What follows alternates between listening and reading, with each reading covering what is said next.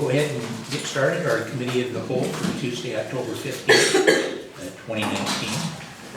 It's 5:35 and we're officially called to order. I just wanted to start off before we get into our good of the order and just thank Andy for being here.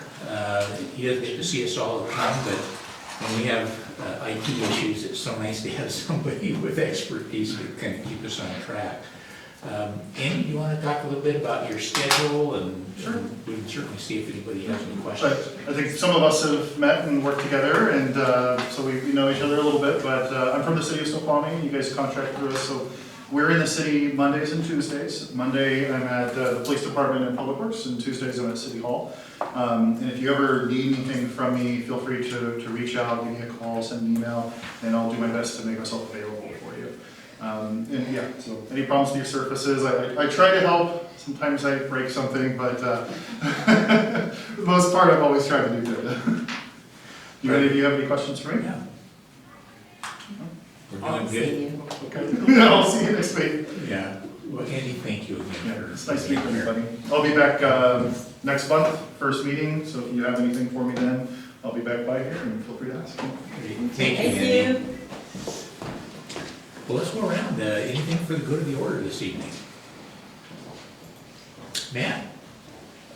So, you know, in looking at the voter pamphlets, those we don't have anything for there's no statement for or against the Proposition 1 for Duval, and I was hoping we could get some general guidance to see if you know, in terms of what's appropriate to post on our personal Facebook pages, because I think it probably wouldn't be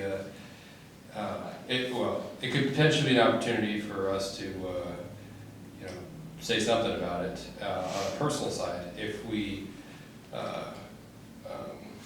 but just in terms of, my understanding would be if we post things on our personal page that would be appropriate as citizens of Duval, whether that's for or against it, but, and I don't know if anyone has any thoughts or opinions about that. Seemed like it'd be an ideal time. We can send out the guidance again from either AWC or MRSC that tells you the do's and don'ts of initiatives on the ballot when you're an elected official. Basically, you can do anything you want as a private citizen, you just can't use your title in city resources. So I'll have Jody send that out tomorrow.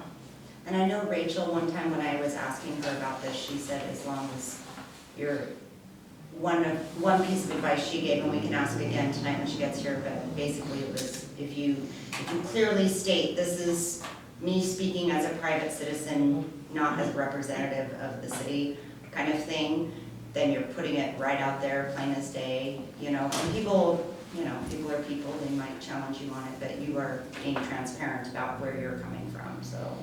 But we can ask her again when she gets here if you want. So does that would be the same, like if you're in a post on Facebook and you're making a comment too, I'm guessing? You got to first state up front that you're speaking as citizen? That's the best way to do it, really. But if I don't maintain a council member's page, if I'm not a city council member page, I have a private Facebook page that I have private citizen interactions as a private citizen, not as a council member. I mean, I would likely go out of my way to make whatever appropriate statements, but it's not my official council page. You can do what you want on your personal page, but if you do talk about city business, then that becomes public record. So that's pretty much the gist of it. It's pretty simplistic. You're saying that if we say anything that has to do with anything in the city, even if we say I'm speaking as a private citizen, we've created a public record? If you're talking about active city business and city decisions, yes. I would like to know from legal if that is That's the case. in our social media policy as well. Yes, absolutely, there have been cases on that. Even if we're saying I'm speaking as a private citizen? If you're speaking about business that has been acted on as you, as an elected official, Okay. it is in fact, or even a constituent contacting you on your private Facebook about city business, or a city constituent concern, that is official public record, and you should just forward it to your city email address, and then you can delete the personal record, so you have your copy of it with all the metadata. But if any communication on any electronic device or a social media site, if it's about anything regarding city business on your personal site, it is subject to public disclosure. Okay, I'm still trying to distinguish, but okay. Am I right in guessing the murkiness here is with the upcoming ballot measure? Like, how is that different? Is that kind of what That's you're why I'm saying? having a Just trying trouble, to because understand. if either I'm acting as in capacity So, of, or I'm not, An and so if I'm example not would be- acting in that capacity, I don't understand why it would be a public record. if your ballot initiative is different than routine city business, the city council has put a ballot initiative out, right? So once that ballot initiative is out, the city has nothing more to do with it except the pure informational information that's been put out.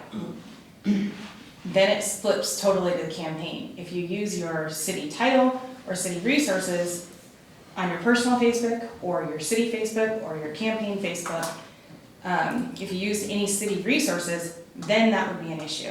On We're the ballot- talking about the issue that Matt raised, Yes. which was, if I'm speaking about the ballot measure on my own That's what I'm private trying to get website, do I have a public record? Because it feels like I would No. not. Not when Okay. you're talking about campaign issues after it has gone off. Okay, that's what we were talking about. Yeah, Okay. but anything else regarding city business, and if somebody's emailing you or texting you. I already understood that. Yeah, okay, For sure. yeah. I understood that. Yeah. We were talking about the ballot. But Jody will send out the guidance and it'll make it a bit more clear. I think Matt's bringing up a really good point though, because there's no pro and con, because a lot of folks go and Yeah. say, hey, what, you know, who's for it? And Yeah. there's nothing. And so I think that if we want to improve the opportunity for citizens to understand what this is about, there are ways to be able to do it on Facebook, the Duval discussion board, to be able to get out there. Certainly as council members, you can go talk about things, you know, that what I try to encourage folks, not to say vote for something or don't vote for something, just to simply explain why it's on there. You know, we were all part of the process, and we can easily explain this is why it is on there. This is what we're gonna use the monies for. And it's more of a technical part of the discussion. I think anytime we can encourage our citizens to get up and vote and partake in the election process is important. So I really applaud that, Matt. I think that. I haven't done anything yet, so. No, But I have all kinds of ideas that I don't do anything about. But I think, my thought was, when we were talking about that, this isn't really necessarily the appropriate forum. I just wanted to put it out there in terms of letting the mayor know and letting Jody know that, having that discussion of appropriateness, and then clearly you'd have to, outside of this forum, discuss any plans. Yeah. So if I may also add that the city has documents on the website regarding the ballot measure as far as the technical facts of it. So regardless of what forum you're in, don't hesitate to refer people back to that, because the city can provide factual information. You just cannot get involved in any pro or con side of it. But educating, and that's, I think, what a big part of this is, letting folks know, so why is this on there? It's really too bad we don't have some information in the voters pamphlet to provide a little bit more insight for voters. So just to be sure, in case I put something up there, the goal is to use the most neutral language as possible in response, right? You know, Like, I think- can't get up there and so- say, like on my Facebook, you know, I really think you all should look at this and support it because it's gonna be great for our community. I couldn't do So, something like that. Or I this think is this is awesome. probably a conversation that's best held offline, outside of a city meeting, beyond the guidance that Jody's gonna send out. I'm happy to provide lots of personal guidance from experience, but it's probably beyond saying what we can and can't do as council members. As elected officials, we probably shouldn't have that conversation here. But I'm happy to Just talk to don't you. put anything up. Don't talk. Don't speak. I think Talk to this me is a offline. city meeting, so it's, I think we should probably just, you know, thank you for forwarding that information, and we'll go from there, outside of us as citizens. Yeah. But I do want to make one thing clear, absolutely as council members, you can go out and talk to the public about what this is about, why it's been placed on there, what they can expect from it. You know, and that's different than taking a pro or con approach. It's just, this is city business and this is why it's on there. This is why we as council approved this going to citizens. So I don't want folks to be hesitant as council members to talk to our electorate about, you know, things, city business. The mayor is absolutely right. We have to be careful about how you do that. We can't use any city resources. But certainly this is very important to us as a city. And council members are often asked about these things. And absolutely you can tell them what we did business-wise as a council. That's actually, you know, very appropriate for us. I think you have to be careful because we cross the line to, in our position as council members, because you can't quit being a council member. You are a council member. So that's that part you have to be careful with. And, you know, even as a private citizen, I think that's the part probably not best for us to try to get into that discussion here, but certainly informing our electorate about why it's on there and things is absolutely appropriate, and why the city has it on the website as well. And that would be easy to put a link or say, if you got any questions, here's all the information that you might need for it. Matt, thank you again.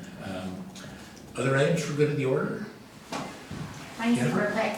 I was excited to see that the sales tax report, and it's kind of had a little bit of a lull there, and it's rebounded, and the main area it rebounded in was services. And I remember I was wondering what is services for a long time, and I researched it once, and I think I mentioned it here at the meeting, but I thought I'd just mention it again because I had to refresh my own memory. What was services again? So it's food services, so like restaurants, coffee shops, those type of things.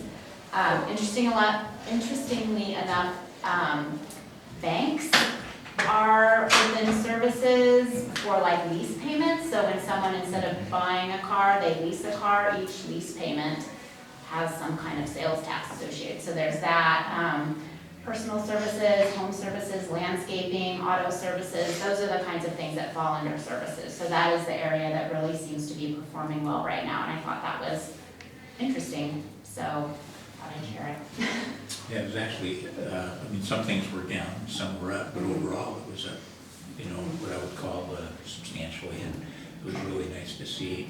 I've always been concerned whether we're really capturing all the online sales that go on, because that's just huge anymore, and I know we had that discussion once, and I don't think there's a perfect system for making sure you're capturing that as a city, but I think that for many small cities like Duval, that's going to be a huge part of our finances in the future. People do a lot of online shopping, and you know, it's appropriate for us to, when there's sales tax charged, for a portion of that to go to the city. So I'm hopeful that they'll continue to go over time. I have a quick question. Yes, Amy? We've had a bit of a hiatus, but I've scheduled 2 council chats. And I can send this out in email, but I just thought I'd put this out here. Thursday, October 24th from 5 to 7 p.m. at CC's. And Wednesday, November 20th from 10 a.m. to noon at Rustic Cabin Coffee. And I think, Matt, did you say 24th? So yeah, if you know right now that you want to maybe attend one of those, let me know, or I will follow up after the meeting and send an email with the dates, and you can just get back to me. So that's October 24th at CC's and November 20th at Rustic Cabin Coffee. And the October 24th is an evening-ish time of 5 to 7 p.m. And I try to alternate them and get different times to capture different people's availability. And 10 a.m. to noon on November 20th.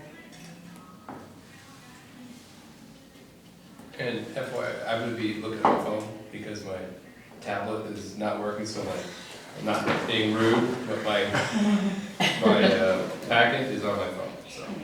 If that ever happens again, let us know and we can bring it up hours. I kinda tend to read it on here anyway, oddly. I do have an I extra like the packet. print to be really, really small. for the test. But I'll have my background. Okay. But thank you, I will keep that in mind. Anything else for good of the order? I have a question. Are we doing, handing out candy with council and all that this year? Yes. Yeah, okay. Yes, so I'll bring it up on my mayor's report, Okay. unless I can do it now. So Sherry just sent me an email yesterday that usually it's about $300 worth of candy we need to get, so folks have donations, feel free to bring them in, and then we'll want some volunteers. I know that I'll have some family commitments like I did last year, so I'll have to leave that a little bit early, but anybody that wants to come help out, please do. Is it 3 o'clock when it starts? I think it's starting at 3:30 this year, I think it's starting a little later. So it'll be a little more compressed time frame than normal. If you got it. Can we just bring those donations of candy to City Hall? Yes, Great. absolutely. Okay, so. Yeah, and you can either Halloween cash show on it. the 31st, right? Yes, last I checked. What was the time? 3:30? I think it's 3:30. 3:30, but it's online too, so if you look at the chamber's website, it should be there. I will bring some candy before that. I would, because it's a school day, so like I really wish that maybe they could just do it the last Saturday in October for and make it an all-day thing, so it's not like so much, and maybe it'll benefit businesses a little more, but anyway, so I'll bring candy. I really want to be able to hand out, but I can't do it when it's a school day. Yeah, it's hard. I'm sure the chamber would appreciate that feedback too. Yeah. It's a pretty big rush, and I do know families this year that are skipping downtown because doing downtown in the neighborhoods has just become too much. That's a lot. Andrew's sick. Suggestion. Andrew's sick. Had to repeat that because I can't hear very well. Any other items, questions? Well, our first item is Human Services Grant Ad Hoc Committee. This has been brought up, and I believe at our last council meeting, when we were discussing the Human Services Grant, we decided that we would use our current process, likely not take place till after the first of the year, and then we try to get those funds we had identified for human services through that grant process as early as possible. I also, the reason this is on here now is there's some members that have indicated they'd like to be a part of that process. And I see there's really two things that they potentially could do. One is being part of the grant process. Diane, you said that that's a pretty intensive process. So I think it's appropriate for us to be able to assign some folks through an ad hoc committee and formalize it to let the community know that human services grants are extremely important to us as a city and as a council. And I thought tonight, if we had some folks that want to volunteer, we could do that. And then at council itself, we would formalize the ad hoc committee and let folks know who's appointed more formally. So I'm just asking your thoughts on it, and is there anyone who would like to volunteer? Not volunteering, I just want to say, I can't do it. I'm too connected in this community, and I'd have to recuse myself from every granting, whatever, so I'm off the table. I would be, I wouldn't stop anybody from getting in front of me, but I would be willing to participate just because I haven't been able to, do as many of the regional meetings, and so just in terms of not that I'm not looking forward to it, but I would be willing to, if, to participate and be one of the members that takes part. I'd be happy to participate on that committee. Anyone else like to participate in that? So it looks like we've got Amy and Matt that would participate. So I want to be clear though, is that participating on the selection committee? Or would it also include being able to be a part of redrafting what the new policy and process would look like? To me, it goes hand in hand. I think if people are a part of that initial process, we might see what didn't work, what did work, so it would make sense to have some part in formulating it if it was it. I think there's a great deal of work already been completed by the city, so it probably just be those updates. Well, good. Well, if we can put down. Do we need a third person, or are we good with just two? It's up to you guys. You can have 2 or 3. I mean, you need 2 to make a committee, so Okay, sounds you'll be good. working Takes two to with make a committee. staff. So who's the chair? No. So we'll have Amy and Matt. Thank you for volunteering to be a part of that, and we look forward to being able to see how we can disperse those monies. And then we'll make that more formal during council this evening.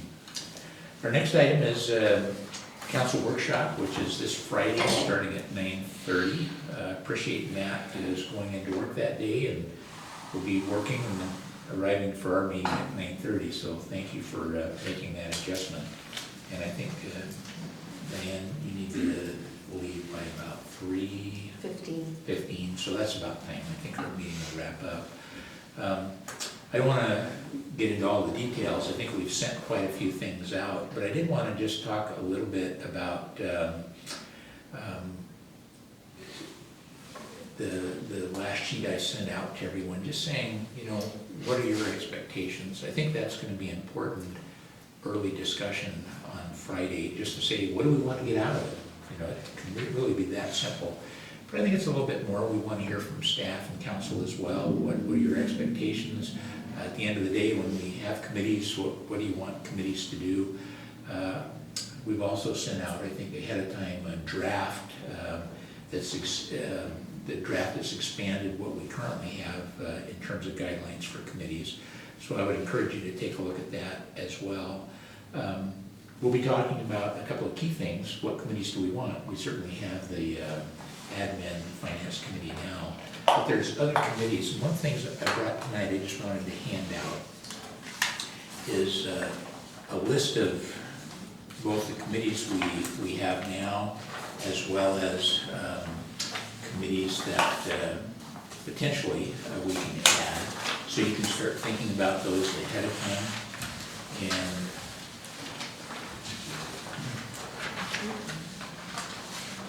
I found two different lists of committees we have currently. I don't think it matters too much because we haven't actually staffed them other than Finance Administration.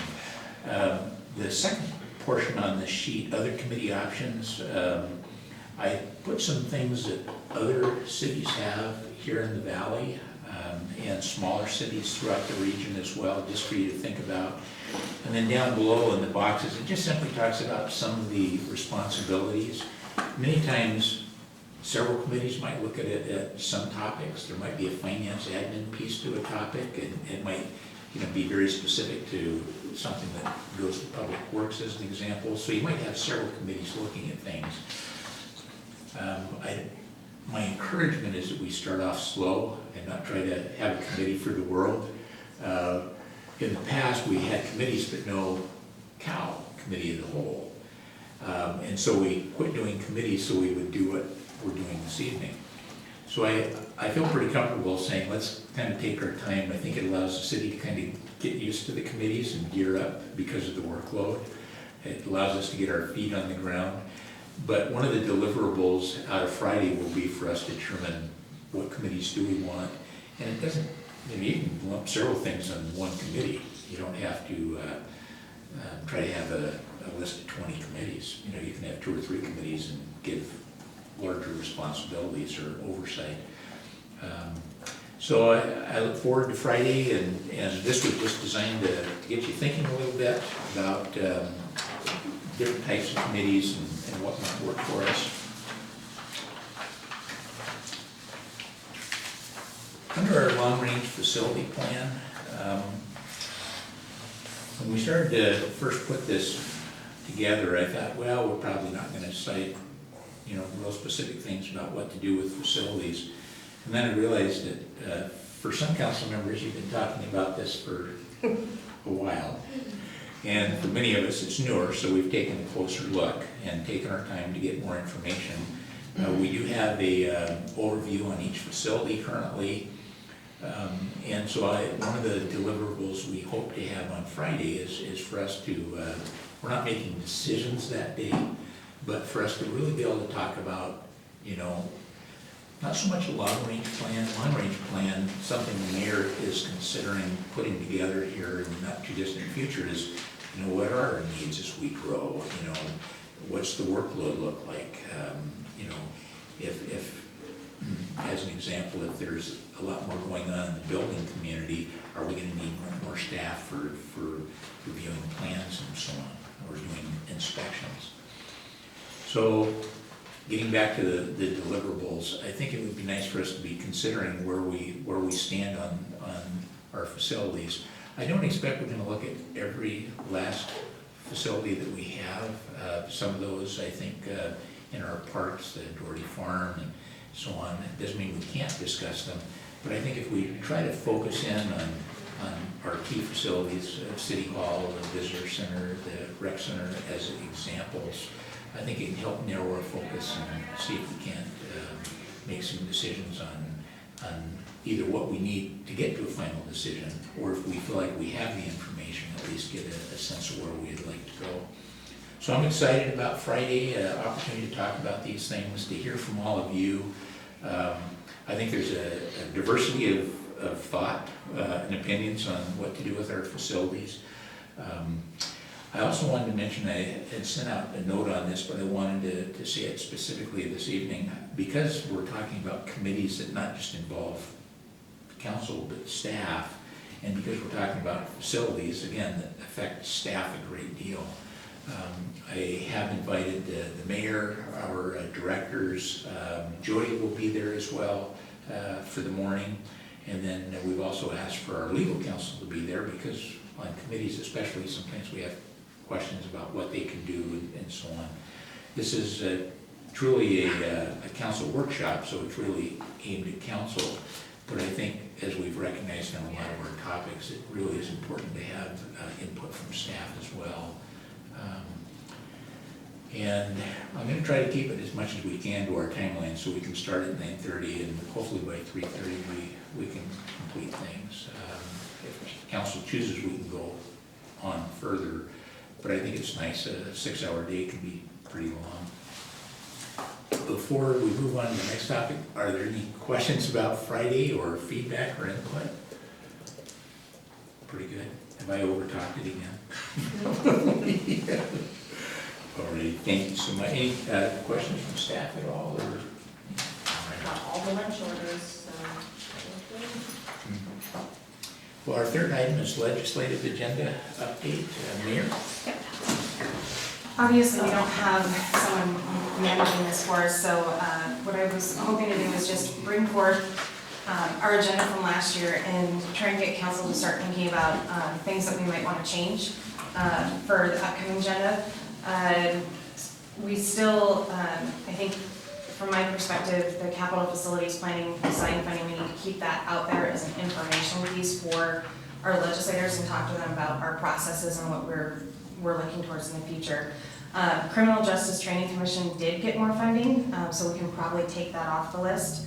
I would suspect that land use changes, the group will probably want to keep the same. Broadband, we do need to update and bring back a draft to folks, because there's been a couple of FCC decisions that have made things a little bit harder. On the other hand, the governor's created a broadband office within his department, within actually Commerce. And so it'll be interesting to see where that goes and what opportunities there might be. So I'll do some digging into that and bring some more information back to you guys. The other stuff was pretty basic. Last year we did some capital budget requests. I'd like be having staff think of small projects that we might be able to ask for funds for in the supplemental capital budget. We might have some parks projects and what have you that would be good, that we might not normally be able to fund, that we might be able to get some funding for. The Association of Washington Cities has finalized the 2020 legislative priorities, which is pretty high level, pretty basic, but this allows their team to be flexible during the legislative session. And then Sound Cities, we're working on the legislative committee now for that, and I don't expect the agenda to change too much. But we didn't have a quorum at the last meeting, so we didn't really get to taking things back to our councils and what have you at that point. So with that, I don't know if anybody has immediate ideas off the top of your head, but I just wanted to get people to think about it, and then hopefully by next meeting, any ideas of things you want to talk about and add to it that we can discuss, and hopefully get a finalized agenda by mid-November before committee days, if possible. We shouldn't be too much updating, but we should probably, there's probably a couple things we'd like to add. I still like the corridor study. Oh, yeah, being that's not there. going I anywhere. don't think you're gonna take that anywhere, but it reminded me, it was on there all year. Did I do anything? Should have I done something? How can we push this forward? It's a great document, and I just wanna make sure that it just doesn't become a document. And I know you've, I think, handed it out at certain things, but as a council member, maybe just some more guidance on how we can work together Yep. to promote some of these things? Yes, our key opportunity is definitely the AWC Committee Days when we go down to Olympia. That, obviously, there were a lot of us that were planning to go down, and the snow canceled it this year. But the message was, when I went down for 522 and other things, I was carrying that message. And I think one of the things, it's a short session this year, so what I would like to do is for us to schedule a council meeting with our legislators before the new year, while they're still in town, and maybe we invite them to lunch or something like that. And it can be a quorum, we just have to advertise it.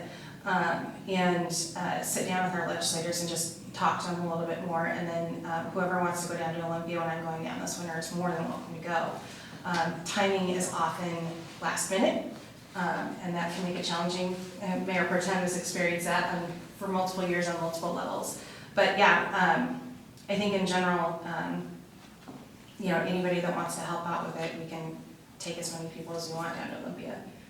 But that meeting with our legislators will be key, and we haven't had time to do that before, and I think we'll be able to do that this year. I think last year, one of the big things was some of the potential legislative actions at both the state and county that related to urban growth areas. And, we don't know what they're bringing forward yet, but that would be one I would just encourage us to keep an eye on. I think one of those related to requiring cities that have urban growth areas to annex them within a potential period of time of a year or two. And the other one related to minimum density, and I believe they were in discussions of R6 and ours are R4. And to me, that's just would be the biggest concern, that we'd be forced to annex something and make it an R6, and it just takes control out of the hands of our citizens and representatives here in Duval. I think that there was a pretty clear message from cities that they did not want to lose that local control. Right.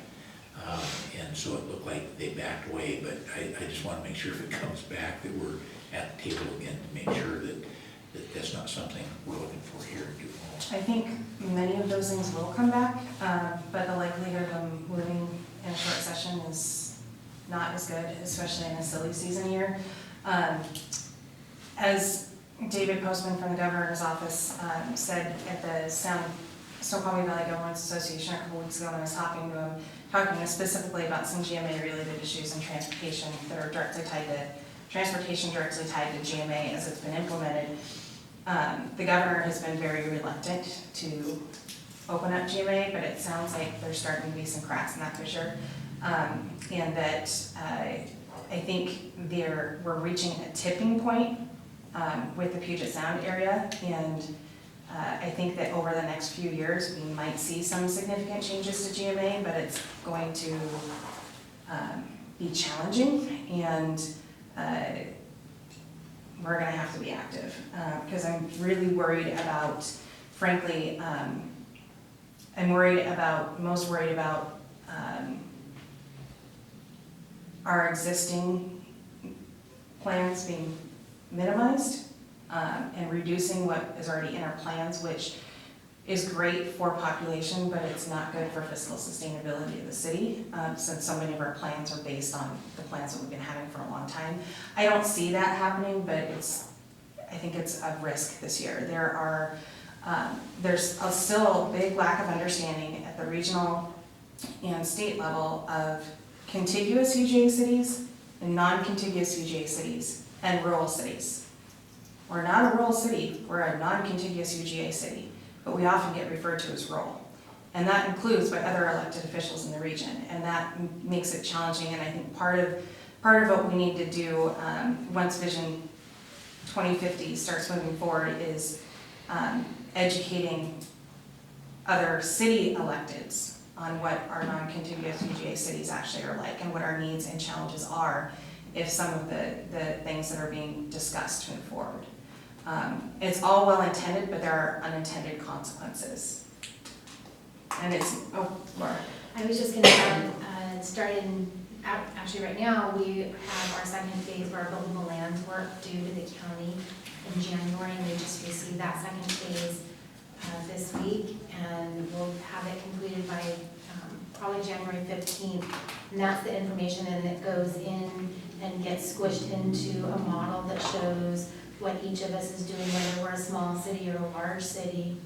And then that modeling and maturation of information will be completed by March. And then after March, the county will start working with cities to start negotiating new numbers for that 2050. So that will start, my guess is somewhere between March and May, and it's supposed to be completed and adopted by each city in November. I let the mayor know I volunteered for the state planning directors board this year just so that I can be more in tune. So I'm really excited about that because I'm the only small city, small planning director. So I might have just a little bit more information earlier that I can start to bring forward. But next year it'll be challenging because it's just not a large amount of time, and it's going to be pretty fast paced. They didn't wait for any of us to provide comments on 2050, so they are going to go and they will complete it and expect all cities to adopt in November, which will be a little challenging too because we'll be working on our next biennium budget. So we'll have to make sure that we put plenty of time next year with Planning Commission, Council, and our community. And I think the best piece of advice I have is for anybody that has the bandwidth to either attend or stream the King County Growth Management Planning Council or Committee, Growth Management Planning Council committee meetings, because that's where a lot of the regional policies that are detrimental to us will come out of, and it's all again based on good-heartedness and trying to manage growth, but the consequences for us could be not being able to find a way to be fiscally sustainable. And I'm not advocating for growth, if we've got our plans and they change things drastically, then we have to do some major adjusting as well. And us smaller non-contiguous UGA cities are trying to make it clear at the regional level that we're fine with you doing this, but you're gonna have to financially supplant us. And as long as you financially supplant us, we're okay with it, and our communities are okay with it. But we are likely to need some additional either financial tools or direct assistance from the county and the state when that does happen. So the GMPC is really where the biggest challenges came up during the last update. And that ties into our next topic of Salem City's regional boards and committees appointments. So if you want me to talk about that now, I'm happy to. Is there anything else as Mayor said, do you have questions on that, or before we move on to the next one, they kind of dovetail in? They do. Yes, they really do.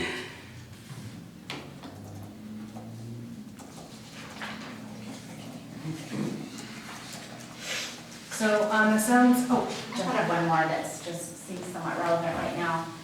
I think I had mentioned it to several people about the Department of Local Services town hall that's coming up. And as elected officials for City of Duval, do we really represent the unincorporated? But I do feel like the unincorporated comes and asks for us yes. for services, and so we can advocate and say, this is the message we're getting. Oh, absolutely. And so, anyway, I didn't know if anyone else was interested in attending that, and that does sort of tie in with the legislative It priorities, does. because I really do think that as a city, who is a non-contiguous city, we do end up providing services for unincorporated areas, and I think that's very important. So I don't know if that would need to could be worked into the legislative agenda, but just that acknowledgement that we do provide services for a much greater population. So, what we can do, and I don't know if we have the bandwidth right now, but what we can do honestly is it would not hurt to create a county agenda specific to county, because right now we do state and federal. But now that there is a Department of Local Services, there's more opportunity. And absolutely, we do provide services to people in unincorporated, just like the county provides significant services to people that live in the cities. So we are one county, and the rural areas, the unincorporated in cities like ours, have more challenges than those that have the services in place where they're at. And so John Taylor, who's the director of local services, has been very receptive. Laura and I met with him, what was it, 2 months ago now? You know, it's about time to have another meeting. I can't go to the meeting Thursday night, so, but there's opportunities there that didn't exist before. And I think that definitely going and sharing what you're doing with John and the others is important, because they need to hear it not just from the people, but from the elected officials, and talking it and passing it on to Kathy. And then, you know, as much as possible, even passing it on to Dow's office is important as well. And if you need assistance with that, I'm happy to help. Department, say that again. The Department of Local Services, they're having a town hall Thursday, 7? 7 to 9 6:30 or at, 6:30 at Toll Middle School. Yeah, at Toll Middle School. Yes. And it says it's gonna have our elected officials there and county staff. Yeah, so it'll probably, my guess is it'll probably be more than Kathy Lambert. It'll probably be, I would just suspect, Claudia Belducci and potentially Rod Domboski if it's focusing on local services. Or maybe Reagan Dunn. Any of our council members attending that? I'm So you're gonna go. What's this Thursday? Because we live side by side Yep. with our, I mean, I can still Yeah, I watch, so can I do that. see it, and, Yep. you know, and, even though there is the Department of Local Services, they don't necessarily have, and they still don't really have an elected official from among their community who interacts daily with their community to bring issues forward. So I still see a need to, you know, Yeah. I just don't want to crash their party and for them to say, why are you here? You're from the city of Duval, but I No, do they feel want like us there. okay. They want us there, and that's one of the reasons our county council member Kathy Lambert is the one that actually pushed for years to get that department created. And so the whole purpose for her is that her constituents out in our district, she did not feel were being served very well, and she's absolutely accurate. The biggest challenge I do have is that logistically, the headquarters is still in downtown Seattle, Right. and it was originally supposed to be out here. But that said, I'm seeing their vehicles out here all the time. So they are out here working, and Kathy cannot respond to every citizen, but I can tell you that sometimes you get emails from her at 3 or 4 o'clock in the morning because she's still up working. So there's nobody that I know that works harder for a district than her. So if folks are feeling that way, make sure you share it with her as well so that she can reach out to those folks individually, because she will. But there's nobody that's worked harder for this area than she has at the county level, Yeah. for sure. And I wasn't implying No, that I she know. didn't have, Yeah. it's just a different scenario of having, the city of Duval has 7 people that. She needs help from People us. that live amongst, who really hear, a lot of people are afraid to write an email, Yeah. you know. And So- truthfully, she needs help and some support from us when I can support her on issues I do. We are often coordinating now before some of our regional meetings to make sure we're have the same messaging for the rural areas. Any help that she can get from people, especially in the valley, participating in those things and serving on the regional boards and committees will help her carry her agenda forward as well, which is mutual to ours. Okay. Well, Jennifer, thanks for at least planning on being there. I think that'll be helpful for us. I've been to a couple of meetings in Carnation that, they've kind of sponsored. And their council folks, so many of the issues are the same, and they've always been so inviting for us being able to attend there. And they're pretty active with bringing folks in from the county or other areas. I know Kathy's been at Toll Middle School talking about other key issues on growth, and so I think you'll find yourself really welcome to be there. Yeah. Well, our fourth item is the regional boards and committees. If there's no other input on legislative items. So I sent out to everyone, I think it was last week, when the call for applications came out for the boards and commissions that Sound Cities appoints to. And for a refresher, I did serve on the nomination committee for a few years, and we do need to coordinate to some extent. So if you're planning on applying for a committee, please let me know so that I can track and make sure that we don't have duplicates. And if there are 2 council members trying to apply for the same committee, I'll call you. Because the key there is that if 2 council members apply for the same committee, SEA will throw those applications out. because it's meant to be, you know, figuring out who's serving on which, wants to serve on which committees from your community. As I said before, Growth Management Planning Council, if we can get somebody on there, that would be fantastic this year. Another good one would be Growth Management Policy Board, and on Growth Management Policy Board, I would say the more tenure you have or experience you have, the more likely you are to get an appointment, and usually it's a good appointment to start and then moving up. We have Kim Lisk is currently serving on the Regional Transit Committee when I had to step off because of my schedule, so we do have representation from the Valley on that. As I said in my email, I'm going to be applying for the Executive Board again and trying to, hopefully there will be a vacancy on the Transportation Policy Board. That one is very, very difficult to get on, and so I do plan on applying for that, and if anybody else wants to apply for that, please talk so we can figure out who turns the application in. Other than that, I mean, it's, some of these committees, most of them only meet monthly. There are those of you that are serving on some already, but if you can pick up another one, that's always a good thing. The more we get out on those regional committees, the more influence we're gonna have regionally altogether. And I definitely have seen it firsthand. I never thought I would have gotten called by PSRC to chair the Project Selection Task Force Committee, but that is due to my involvement consistently over the years. It's not because of who I am, it's involvement. So those things opportunities do come about, and they benefit the city overall, if you're willing to be bored once in a while. Judy, a while back, you had contacted the council and asked about, I think you had done, but just what boards or commissions that we work on. Do you maintain that? Is that maintained, and how often do we update that? So we have kind of an overview of committees that folks are working on. I update it once a year, usually after your retreat, because part of what drives the update is, you know, the standing committees or the ad hoc committees that are created through your annual retreat. So I usually update that once a year. Yeah. So we can look forward to that maybe in February next year. Okay. Mayor, anything else on that? Not that I can think of at the moment. Yes. So I had a question regarding the Growth Management Policy Board. Does that meet in the evenings or in the mornings? Or Growth Management anywhere? Policy Board for PMC, well, both the GMPC and GMPB meet during the day.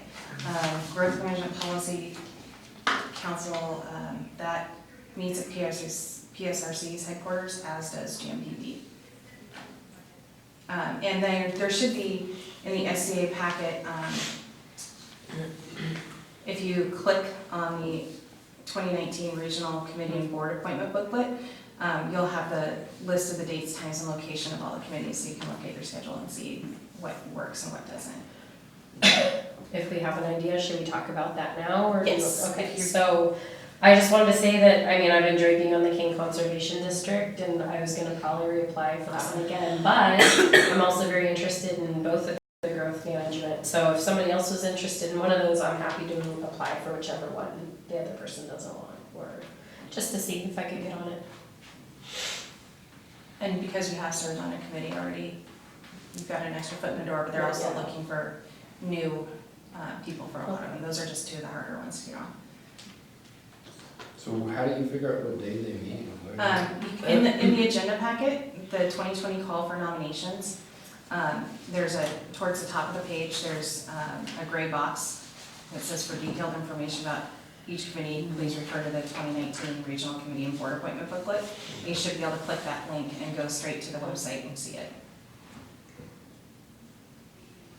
I'm loading it right now. And where's PSRC? So do they always meet at PSRC, and is that located in Seattle? It is in Seattle by the waterfront, right Do they across the have street from. parking? They do, and actually, when you're on a PSRC committee, your parking is covered, you just go and get it validated. County committees are hit and miss, but there are bus stops nearby, and it's across the street from the waterfront, so right by the Ivers and Fairy Dock. So I don't have to run out and put a thing in my meter Correct. every hour. The parking garage is funky, but it I was works. gonna say, I was it's gonna a ask, is it lot just of the SCA boards and committees that they boot if two people from the same agency, so PSRC is not quite the same? No, Sound Cities appoints to all of those committees. Oh, okay, I'm catching on. So, yep, so that's part of the deal with the Sound Cities Association, and they've been very effective at getting seats on committees so that the local governments are represented. And so that's an easy way for folks to vet out good members and what have you during the process, and it's been pretty successful over the years. So the GMPC meets monthly. Let's say what day? Wait, I see, I thought it said quarterly. Page 14. Starts it. Oh, it says it meets Okay, no way. quarterly, right? Times, meeting, look, okay, got you guys here. Quarterly from 4 to 6. Caucuses are held 3 to 4. Advance the GMP meeting. Meetings are held to receive when,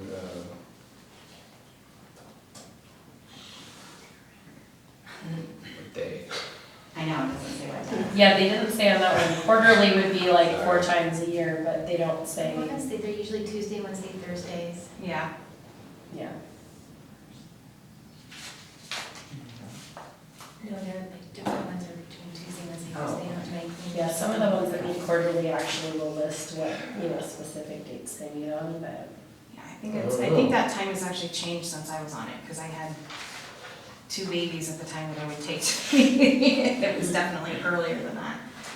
Yeah, That's it, we're done with that agenda before 6:30. Wow. Actually, it went pretty good. Originally, we had most of the time set aside for budget, and that got pulled on Thursday. So we were scrambling a little bit. What I do appreciate is Amy is continuing to work really hard to get us that budget information and make sure it's accurate. It's just taking more time than I think she had originally figured it would. So there are some dates that we're looking at setting aside. There might be a special meeting. I think all of those really were on Tuesdays. Yeah, so I, just for reserving a room so that we knew we would have it, I reserved the DVC on every Tuesday outside of our regular meetings from pretty much the end of October through December 10th or something. We haven't made any decisions about special meetings, but we wanted to make sure to have those Tuesdays available, so we were hopeful that the majority of council would have Tuesdays available. In time period, you were looking at later in the day or evening. Yeah, my reservation's from 4 to 9, because I wasn't sure exactly where we were gonna fall in, in there, if we were gonna do it like more of a cow time, more of a council time, maybe even earlier, so. Mike, if I may, Yes. and just scrolling through this is, there's a committee that's actually pretty important, and that I know that we have a Snoqualmie Valley member retiring. It's a joint recommendations committee for King County. Mayor Ken Hearing for North Bend is retiring after this year, so that is a big opportunity, and he's been trying to get other people to serve on it for a while, and it's hard, so. you said, sorry, joint recommendations. Joint recommendations committee. What's the days, and do we know the days and times? That one is 4th Thursday of the month from 9:30 to 11:30 at rotating locations, and then caucus from 8:30 to 9:30. Can I ask a follow-up question? Sorry, I can't remember. 4th Thursday of the month. 4:30 to 9:30? No, 4th Thursday, 9:30 to 11:30 a.m. Oh, okay. at It's rotating like, hey, locations. Been a long day, I huh? could do that. 9:30 to 11:30. And then Perfect. caucus meets from 8:30 to 9:30. Amy, is that the one that makes the recommendations and decisions for the flood control district? Because he's on that, or he was on that, that's why I'm figuring out, it's not, and I think. Yeah, no, this is King County Community Development Block Grant, King County Home Investment Partnerships. Okay. Makes recommendations to the King County Executive on policy matters concerning CDBG and home programs, including consolidated housing plan and related plans and policies. I'd really like to see us get some, since we're asking for fund, I'd really like to see somebody get on the King County Flood Control District Advisory Committee. I think we have Michelle Hogue that sits in that, but then there's that's why I thought the JRC, I think they look at the flood control grants as well. That's not what it's saying here, but you may be right. Yeah, if we could, the flood control district's been one of we've had a difficult time cracking that out.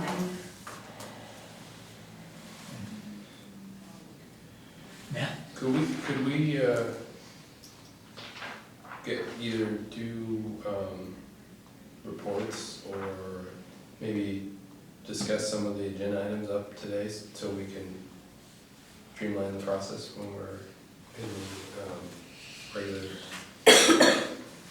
council meeting? We certainly can. Do you have certain specific items that you're thinking of? I was just gonna, I mean, this is something I think I'll bring up at the retreat too. I think it's helpful to have a workshop, to be able to workshop some of the information before a council meeting, so you can kind of, like, for example, like, I will go with the nomination of the committee. It seems like, I don't know, the updates would be good to maybe go through if we can, the reports, if we can do those. But then also it seems like the longest conversation is gonna likely be the parking agreement. So if there's any foundation we can build in here that we can, get started on, I guess. I think that's wise. In fact, I think that's totally appropriate for our cow. We've had so much to try to put on. Of course, we had training one day, but I'd like to be a little bit more pinpoint. So one is we're efficient and have things that council really wants to be able to talk about. There are certainly things that the city brings forward that are critical as well, so we have a discussion and understanding before we wind up going into a council meeting. So it's always a bit of a balance trying to figure out what we can get in there and what can help advance us. And I think one of the key things that we had on our work plan this year was just about council and the cow and how do we communicate and what information is it we need and how do we get that information so that we can make sure it's efficient. Certainly our packets is one of the big ways that we get things, but trying to highlight exactly what it is we want to talk about. We as a council don't say, I go in and meet with the city and we talk about what's going to be on the agenda for the cow. Some things I suggest that go on there and some things the city suggests, so we try to find that balance I talked about. But we don't really have a process where council ourselves says, here's what I want on there. I just got a lot of questions, right? I need more information, need to have a thorough discussion.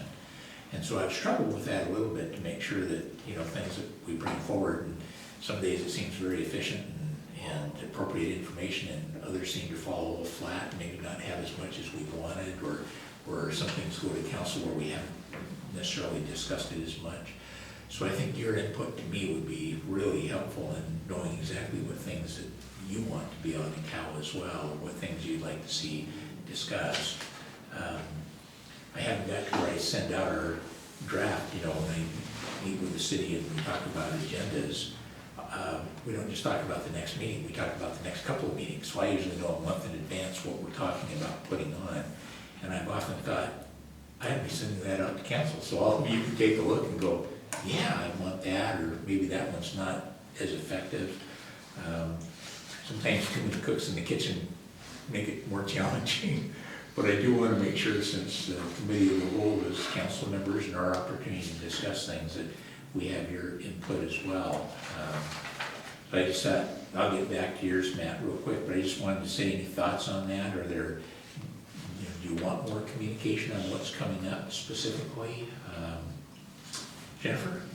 I'd love to see just, what is coming up, or, I feel comfortable calling you at any time, and you usually reach out, just, touch base with us. But one item that I was hoping to see back at some point was our discussions with WAVE and maybe having them come. I just want to make sure that doesn't get lost because I think it is the most commented on item that could be related to city business that shows up on discussion boards and just conversations with people.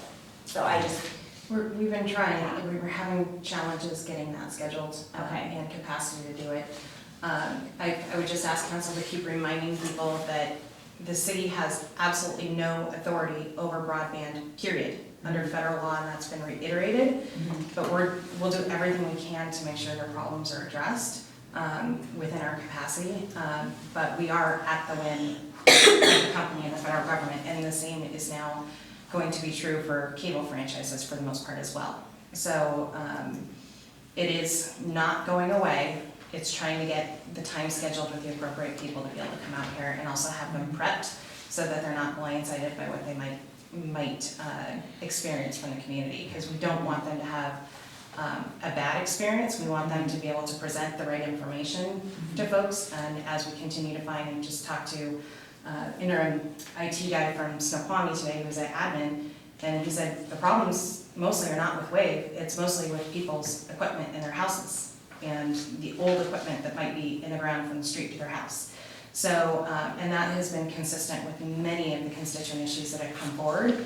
And so part of what WAVE needs to do a better job is educating. And it's really hard to educate folks via social media. They've had employees posting online as well, and that's kind of fallen on deaf ears. But it's definitely not off the radar. It's a matter of getting the right people here, the right prep information so they can provide information they need for the community. the reason I brought that up is just because it sounds like it isn't scheduled, but if it was kind of out, kind of penciled in, at least I would, I have not know received there a might date be. from them yet. And I was just using that as an example, I Yeah. completely understand there's so much going on, but yeah, to understand what's coming up on the agenda so I can, I that's think super that's helpful for me. a perfect example of, it's one of our parking lot items, but sometimes parking lot items can be way down in the parking garage. And I've watched that too on the discussion board, the frustration that boils up now and then. And it is an effective tool, even though we don't have direct control over what WAVE's doing. When you're called to help explain, and especially when one of the key things they're talking about is the complaints that customers have. And I think the mayor's point, part of that is educating our citizens and making sure they've got, their equipment updated. But part of it is just making sure that we as council are holding them accountable to a degree as well. That, these are real issues in our town. And I wouldn't be surprised to see several citizens that come out. There's many that do tech work from their homes, and that's their livelihood. And so it's a true critical issue for our community. And being able to bring them in a timely manner and talk to them. I'd love to be able to see it this year. Our schedules are so busy especially with budget items coming up, it'll be a challenge. But I'll work with Jody about trying to let you see what we're talking about bringing forward so that you can have input on it as well and at least be prepared for it. One of the topics at our finance and administration meeting that we had last, committee meeting, was the parking lot items were getting a little bit overwhelming for us because this list was growing and we're like, well, when are we getting this? And when are we, it's like it got a little just overwhelming. So we kind of thought about going back to the basics and having maybe up to 3 items, something we talked about. I don't know if you had any additional discussion on that, but I just think it'd be nice to kind of know maybe a meeting ahead, but not, too far out can be a bit overwhelming. I think that balance, part of it is our prioritizing. What is it we'd like to see brought forward? Prioritization, yeah. So that's a big part. And then the other one is, of course, staff time, what they have capacity for. And I think that's what it sounds like you did. You took a look and go, this just can't happen. How about and that's where the prioritization comes in. Let's keep it focused on things that are really critical right now. Mayor? And if I may add, I have a parking lot list of things that are on work plan or future work plans for things I want to see administratively done. So I do not have any issue whatsoever with keeping that list going. Because there's multiple things that does. It helps keep some of those issues in the forefront so we don't lose them. It allows us opportunities if things are able to be moved forward because we have a gap in an opportunity. And then the other side of it is I think it also helps identify how crunched we are with getting the routine work done, that it's hard to get to those want to do things. And I think that's good to keep that in the forefront as well, so we have an idea. You see a lot of the day-to-day stuff that comes to council, but I think that also helps illustrate what we can and can't do right off the bat, and that's a good thing to keep track of. And I think it's definitely worth keeping. If you don't want it, if you don't want it on your agenda, we're still gonna be keeping the parking lot list. Good, Yeah, 'cause I we mean, don't it's wanna lose fine, them, it's your but- agenda, your committee Yeah. whole, it's your agenda, but, and if you don't wanna see the whole parking lot, that's fine, but we're still gonna be keeping track of it. Yeah. Can I add to that? Yeah. The reason we talk about tightening it down, and maybe this is specific to finance at this point, but the fundamental problem is that we have some very basic things that have to get in place. And it doesn't, we have a limited amount of times in a finance meeting, unless we're gonna have millions of meetings, which doesn't end up being particularly productive. And so unless we structure our work with very specific items and timeframes that we're going to move towards, what happens is other things just kind of show up. And then what that means to me is staff time that needs to be directed to very specific things is getting diverted. And that is not in the best interest of the city. Correct. Or the staff. So sometimes it's better to realize you can't do all of these things, and for, at the council level, okay? Keep as many lists as you want, but if we don't structure our work, we lose track of the outcomes that we need to achieve and the verifications that tie to that.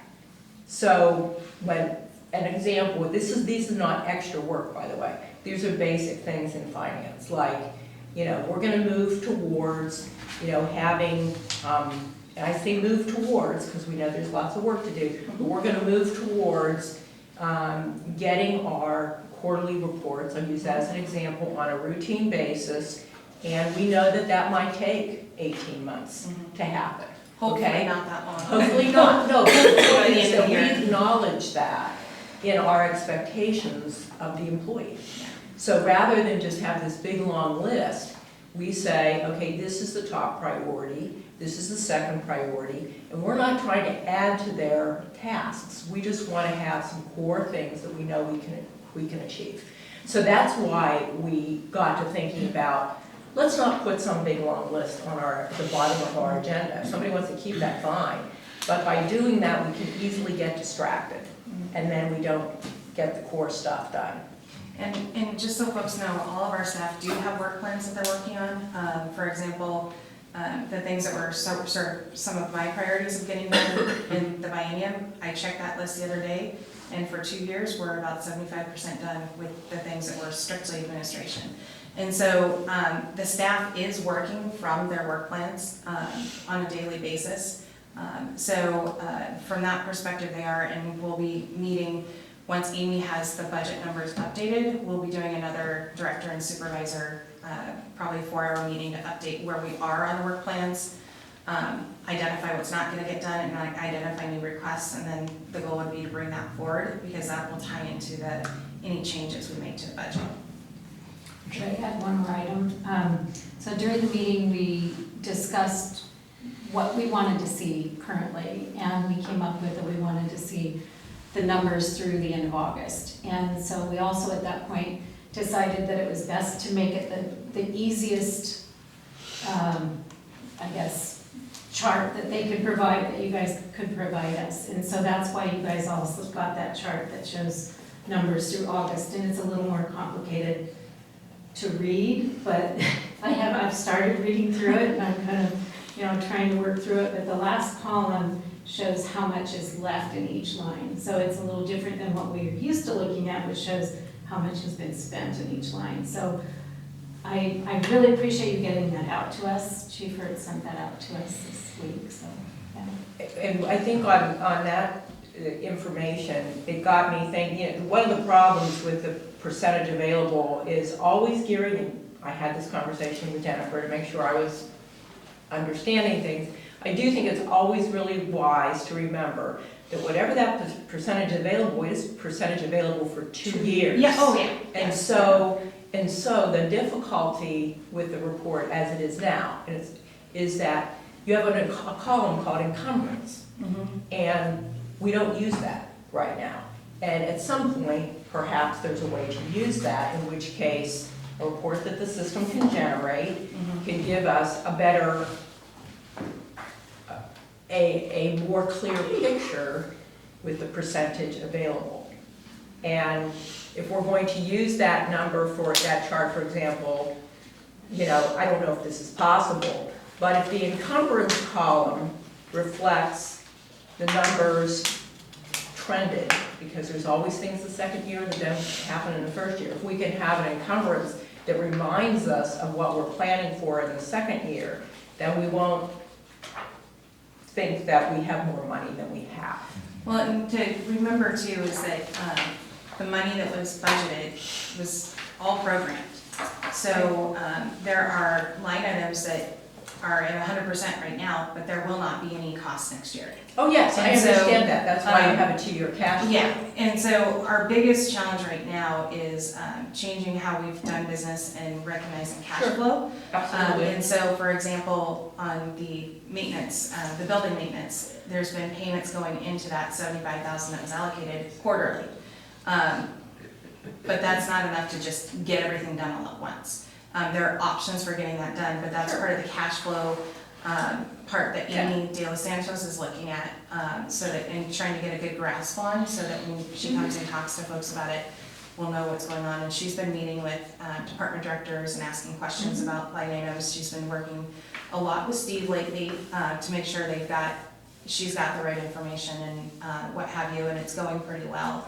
I can say that, you know, projected property tax revenues, it looks like are gonna go up, which wasn't necessarily expected based on the forecast from the state at the beginning of the year. So there's also to remember that there's the revenue side as well, and there are places that are lower and there's places that are higher, and that we're probably still gonna end off better than we were expected to be. So that's a good thing, unless we have a major downturn suddenly. And I think the nice thing that's happening at finance, there's 2 things that stand out. Number one is I do think that the council members on the committee have a pretty good grasp of what's happening now, and there's a lot of what I consider to be very valuable, honest dialogue, and you can't put a price on that. Right. And then I think the second thing that's happening is we recognize as council members that we have different strengths. And so, although we can all look at the same information, we can also do a deeper dive based on expertise. And then bringing that back and having that trust in that working relationship is much more effective than, you know, being off doing things that might be duplicative amongst us. So I think those are wins that we can take forward with the committee. And Amy's definitely doing the best she can to get everything going. She's doing fine. It's really challenging this week because now it's the time where all audit questions come out, so it's responding to the auditors constantly, and that sometimes has to take priority over budget. Yeah. And that's really challenging. The good news is we do have part-time assistants starting hopefully this week, at the latest next week, to help her on some of the accounting tasks. And we've got 2 other leads for more people to come in and assist, and I've made it clear to Amy whatever assistance she needs. If we can find it, we're gonna bring it in and get it, and I'll ask for the funding if we need it, because we need to get the department caught up, and there's lots of challenges she has to fix. I'll talk to council members individually about what I learned about the software program today, and some major challenges that have to be addressed that are not even the fault of the finance department now or in the past. So we're going to be working on those issues as well. It's just trying to find anybody in finance qualified right now is very difficult. Yeah, we've already provided, I mean, I think we can agree here, we've already provided our reflections on accountant capacity Mhm. and what that might mean. Yeah. Well, Matt, we started with you asking if we could streamline some. I felt like that was just a big joke. I've been sitting here, just my heart is with you. No, I think it's a good conversation, and I appreciate it, and it's a process, and I think, although, you know, sometimes these meetings, they are laborious at times, but we don't really all get together that much, and if we can, you know, improve the process and have resolution with it, you know, these meetings, I think that's productive, and it's not it's hard but good, so I'm glad it's a good conversation, so I appreciate it. Well, thank you. Steve's not here, and several of those items that Steve might cover. Laura, are there anything that? I would recommend that you do your mayor and council reports, because I don't want to do anything on the agreements, because then we wouldn't have the applicants here, and I'd like to have them part of the dialogue. Do you want me to start with mayor's report, short? Yes, I think Just- it'd be fine. We've got, you know, probably 5 minutes, so. Just in general, Sound Cities Board meets tomorrow. PSRC Regional Project Selection Task Force met last week. Pretty much at this point, it's looking like relatively the same process. The next meeting we'll be talking about for the Rural Towns and Corridors program, whether it's going to be a set dollar amount or a percentage. And there was debate on equity, because everything else is divided by percentage. The challenge there is that right now there's a set dollar amount that's available for the Rural Towns and Corridors programming each year. But if you go to percentage, in the good economy years, that program will receive more money. In down economy years, they receive less. But the reality is, in those down economy years, the jurisdictions that are eligible for that funding are less likely to even be able to do a project, so that may not be a factor, but staff is going back and re-looking at that.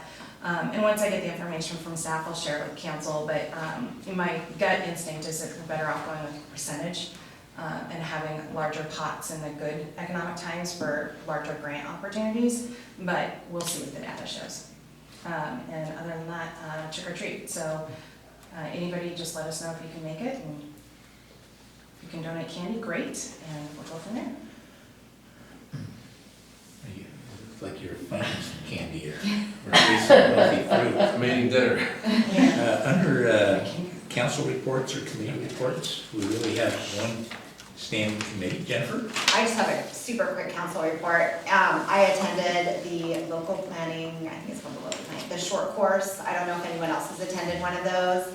And it was in Redmond, and a lot of people were there. And part of the reason there were a lot of people there, I realized, is because people have to go every 2 years to get their certification, which I have, and I will give to Jody. You also get your Open Public Meetings Act certification by attending. But it was really interesting. They joked about how it was like a centimeter deep, a mile wide level of depth into the material, and that is true. But I thought it was helpful, and I had mentioned to Laura that it'd be neat to have something here in town at some point. I don't know, we could get it scheduled, but anyway, I went to that. I think especially with elections and potential new council members throughout, you know, other cities, North Bend and Fall City and Monroe and Carnation, having things here in the valley that we can do, I love that idea, you know. Anything from the finance admin committee at all? I feel like we've already kind of covered it. We do have a summary that will be going onto our OneDrive, whatever it is. So I think we've covered everything almost, no? Unless you wanted to discuss I think the mayor's already updated us on part-time positions for the accounting position that they're trying to fill. So it was really, I think it was a very good meeting. And then, yeah, I feel like we've covered everything on that. I did attend Sound Cities. Public Issues Committee meeting. And one of the pre-pick meetings was about social media. And one of the takeaways that I took from it was kind of interesting that Kirkland has this thing where on social media, they will respond on city business. But then once they get to the third council member has this,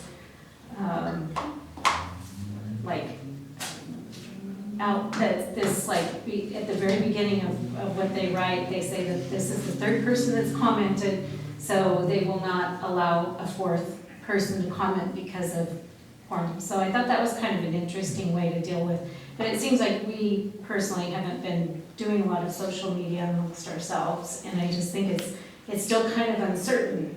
You know, there's still not, I don't feel that there's enough, certainty as to what we can and can't do on there, yet. So, yeah, but I thought it was an interesting presentation anyways. Well, thank you. Yeah. Just one, for the finance committee, I appreciate all the hard work that you guys did. You've been putting it in, staff and the mayor, it's really greatly appreciated, because it sounds like you guys are working hard, so thank you very much for that. And I feel like we've been getting really good updates, either in person or from the notes that you put online. That's been helpful to read through as well. But I feel like you're carrying a lot of the water. And I look forward to being able to get into some of our mid-buy-in budget discussions so that maybe you don't feel like you're carrying quite as much for the rest of us. Well, thank you. Well, we'll adjourn our meeting and we'll move into council.